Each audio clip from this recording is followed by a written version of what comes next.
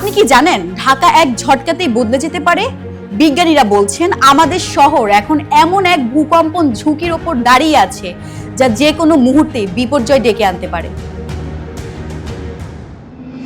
Dawki fault সহ পূর্বাঞ্চলের সক্রিয় ফল্ট লাইনে বহু বছরের জমে থাকা 10 থেকে 8 মাত্রার বেশি ভূকম্প হওয়ার বাস্তব সম্ভাবনা রয়েছে। এর সঙ্গে ঢাকায় অনিয়ন্ত্রিত নগরায়ন ও দুর্বল নির্মাণ ঝুঁকির মাত্রাকে আরো বেশি বিপজ্জনক করে তুলেছে। ভূতত্ত্ববিদরা বলছেন ফল্টের শক্তি জমে আছে প্রায় শতাব্দী ধরে।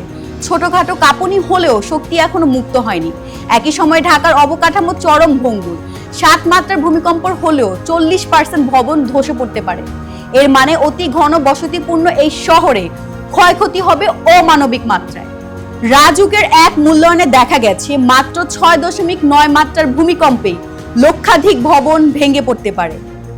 জাহাঙ্গীরনগর বিশ্ববিদ্যালয় সহ বিভিন্ন প্রতিষ্ঠানের বিশেষজ্ঞরা স্পষ্ট করে বলেছেন সময় ফুরিয়ে এসেছে, এখন এই প্রস্তুতি জরুরি। এদিকে সাম্প্রতিক 5.5 থেকে 5.7 মাত্রার কাঁপুনি দেশ জুড়ে আতঙ্ক তৈরি করেছে। এই পুনরাবৃত্ত ছোট কম্পনগুলো ইঙ্গিত দেয় সক্রিয় টেকটনিক মুভমেন্ট চলছে। বড় ভূমিকম্পের সম্ভাবনাকে আর হালকা করে দেখার সুযোগ নেই। বিশেষজ্ঞদের সুপারিশ এখনই জাতীয় টাস্ক ফোর্স গঠন, দুর্যোগ প্রশিক্ষণ বাধ্যতামূলক করা এবং সব ঝুঁকিপূর্ণ ভবনের স্ট্রাকচারাল অডিট ও পুনর্গঠন। বিল্ডিং কোড কার্যকর না করলে ক্ষয়ক্ষতির মাত্রা নিয়ন্ত্রণ করা যাবে না। সুতরাং প্রশ্ন একটাই, আমরা কি প্রস্তুত? আপনার পরিবার কি জানে জরুরি অবস্থানে কোথায় দাঁড়িয়ে থাকতে হবে?